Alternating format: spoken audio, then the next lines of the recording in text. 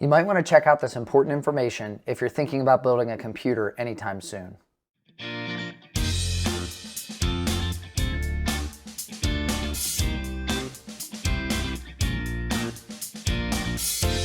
Hey everyone, Danny here from DTC, and welcome to a special weekend edition of what I'm going to be calling Tech News Talk.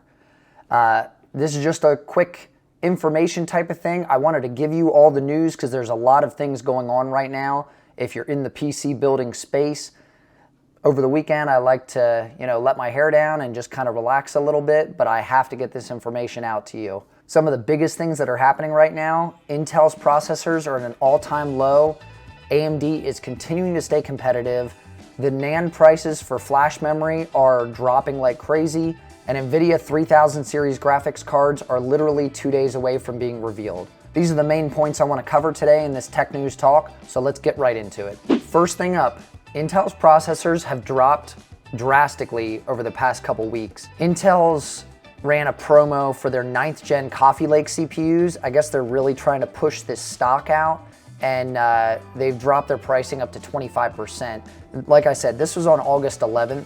They actually cut them again. On August 11th, the 9900K was showing $434.99, the 9700K was at $339, and the 9600K was at $194.99.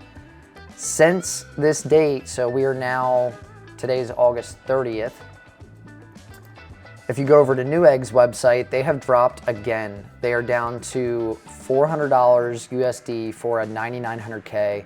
That's crazy. I bought one a couple months ago and I paid $509 for it. So now I feel kind of burned. And if you look here, Marvel's Avengers comes with all of the 9th gen processors now in their K series lineup. This one has an extra promo code as well, the 9700K. So you get the game and you get the promo code on top of that. That's a pretty good deal. If you look down to the 10th gen Coffee Lake processors, some of them as well come with the Marvel's game. Actually, I think, no, it's not the i3 version, so just i5 and above. But if you can see here, the i7 10700K, which I picked up and used for my testing build for all my new stuff, actually dropped in price. It's not a whole lot. It's 3.7% decrease for the 10700K, which brings it down to $394.99. And you get the Marvel's Avengers game with it. They're saying that it's a $79.99 value on it. It's the bundle master keys. I really don't know what this is. I looked into it, but didn't get a whole lot of information yet. If you're thinking about Intel, this might be the time to buy, just because you're getting a free game, you're getting a discount. If you wanted to get a 9900K and you've been looking at them for a long time, it's the same price pretty much as a i7 10700K, but you can get the Z390 chipset or a Z370 chipset and upgrade it or change the BIOS on it. If you look here, Intel has the i9 10850K now. This is a 10-core, 20-thread chip. It's essentially a 10900K. I just think what had happened is that the binning process was not as refined as they thought it was. So they had a lot of chips that couldn't meet the specifications that the 10900K was supposed to hit. And they decided to change the SKU on them and market it as a more affordable version of the 10900K. That's the only thing I can think of. But the prices are much better. If you swing down here, you can still get the 10900Ks. This is from a third-party vendor. They are insanely overpriced, though. I would never pay $900 for a chip like this. Never.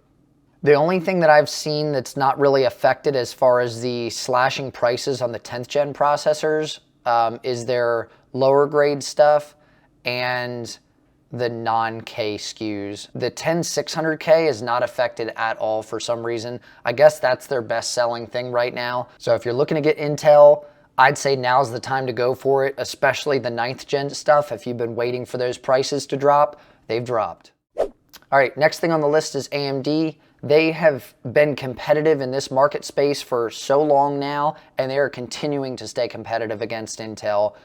Nothing really drastic has changed with them. This is the same price as they've been. I just wanted to highlight this stuff for you so that you can kind of see what you're looking at right now. I said in another video, Ryzen 4000 is on the horizon. Everything I've seen since then with marketing from AMD and stuff like that is that the Zen 2 stuff is still coming out, but not till the end of the year. And end of the year could be December. It could be December 31st. I mean, that's still within 2020. You could see right here, the 3700X is $289.99 USD, and it comes with Assassin's Creed Valhalla with purchase. That's a $60 value. So you're essentially paying less than you would for a 2700X because you're getting the free game. If you look here, most of the XT processors are on sale. You've got the 3900 XT on sale. You have the 3600 XT on sale. Some of them even come with the Assassin's Creed game as well. The 3800 comes with it. The 3900 comes with it. If you look right here, the Ryzen 5 3600, which I recommended before, is actually up in price now. It's $200. It was down to $159.99. If you didn't pick it up when it was that price, you kind of missed the boat on that one. So looking at the prices of $200 for a 3600 or $289 for the 3700, if you can afford the extra money, I would get it because, like I said, you're getting Assassin's Creed now and you're getting more cores, more threads, faster processor. That's your best bet. The 3700X right now is the best bet for AMD. So yeah, looking at that, AMD is continuing to stay competitive in this space. Intel coming up from what they've been charging, but I still think AMD has the best value right here as far as chips go. Okay, let's move on to flash memory. Like I said at the beginning, NAND flash prices are coming down. TrendForce has noted that flash memory prices have come down substantially since the middle of the year here. They went up at the beginning in Q1 and Q2, but now Q3 and Q4, you can see they're down 5 to 10% Q3, and then Q4, they're projected to drop 10 to 15% as well. What does this mean for you? This means that things that use flash memory are going to be dropping very soon. These things are RAM, SSDs, and maybe even graphics cards. Actually, scratch that. I doubt they're going to drop in price. But flash memory, as far as RAM and SSDs, will be dropping. You can actually already see that these memory prices are going to be dropping. If you go to desktop memory, they've slashed prices on some things. Vengeance is back down to $60. The Team Group RAM is super cheap, $55. I'm waiting for these G-Skill and Vengeance RAMs, the RGB styles, to drop, and they will. And then if you swing over to the SSD portion, those prices have started to show drops, but nothing major yet. So I would hold off on SSDs if you can.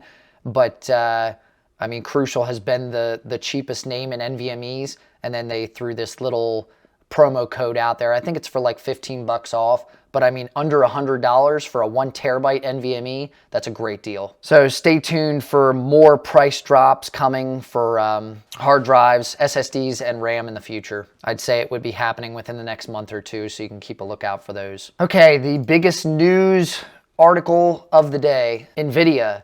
Their release, you can see this countdown here, 21 days, 21 years. They are less than 2 days away from revealing something big. It's going to be Ampere.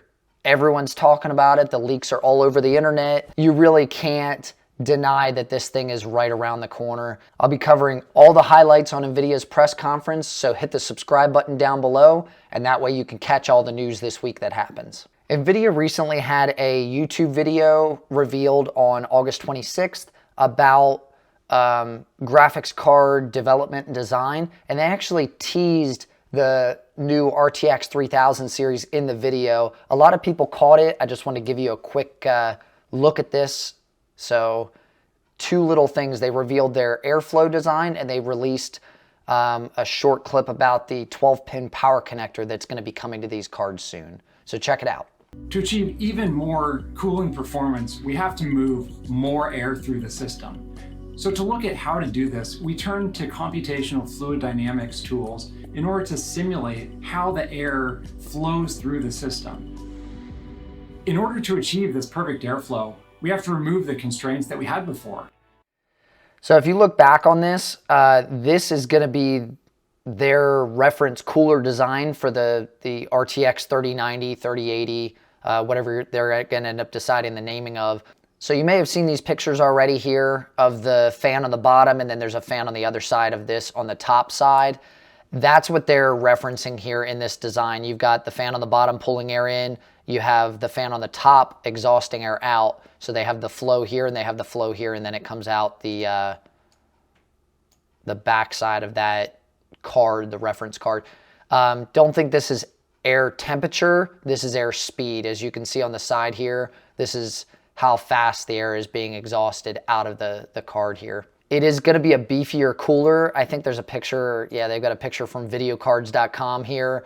They blew this up. This is not a direct side-by-side comparison. They cropped this and cut it in. But if you use the PCB design size here, that's what they're referencing in components to the RTX 2080. So that's a massive video card. I find it hard to believe that that's going to actually be in comparison to a current generation card. It just, most cases wouldn't even be able to fit that in it. So we'll have to wait and see what the actual specs are looking like on that thing. As far as the 12-pin connector goes, check out the short clip and they'll explain kind of where they went from that. We reduced the size significantly was the power connector. And we designed a new connector, which is smaller than the PCI Express connector, but actually end up carrying more power. So you can see here, they actually even changed the orientation, which is a little weird. So I don't know if they're going to be making a different style design for this. Like the PCB is this weird shape to begin with, you can see.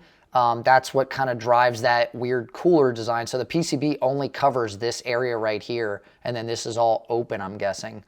I wonder if that means the connector is going to come out from like right here in the front, so you'll have to plug in, unless they do some kind of jumper harness to run all the way to the side. But I guess we'll find out. Everything I've been reading has been saying that Nvidia will have to release some kind of an adapter for this, because obviously you're worried about if your power supply is going to work or not. They did show little clips of the fact that you'll need an 850 watt power supply to run this type of connector. That's insane. I can't imagine everybody having to get that type of thing. So stay tuned for the news this week. I think the 3070s, 3080s, I think this is going to be very specific to like a 3090 just because of the power draw that it needs to output. Maybe the 3080, don't quote me, but just let's wait and see for that type of thing. But they have already teased that there is a new style power connector coming. There is a different type of design flow for the airflow of the card. So this design that we've been seeing all over the internet is pretty much confirmed at this point. Like that is what it's going to look like just because of what they're showing with their airflow charts and everything like that. So that's everything I wanted to get out for you. I just wanted to let you know about the deals that Intel's running on these processors. AMD still has good deals going on, but Intel had to do something to be able to compete and stay in that space. The NAND prices have come down. Be prepared for better SSD prices, better RAM prices coming in the coming months. And graphics cards right around the corner. And don't forget about Big Navi. That's going to be coming out. We just haven't really gotten the kind of leaks that Nvidia has been throwing out there. So the biggest thing upcoming with graphics cards is going to be Nvidia, and then obviously wait to see what happens with Big Navi. So make sure you hit the like button down below if you got value out of this. Let me know if this is something that you were interested in. If you want me to do more tech news talk, I can do stuff like that in the coming months. Again, I'll be covering Nvidia's news this week on the 1st of September. So stay tuned for Thursday's episode. I'll have everything wrapped up and kind of summarized for you so you can check that stuff out here on the channel. Thanks for stopping by. I'm Danny with Danny's Tech Channel, and as always, I'll see you in the next one.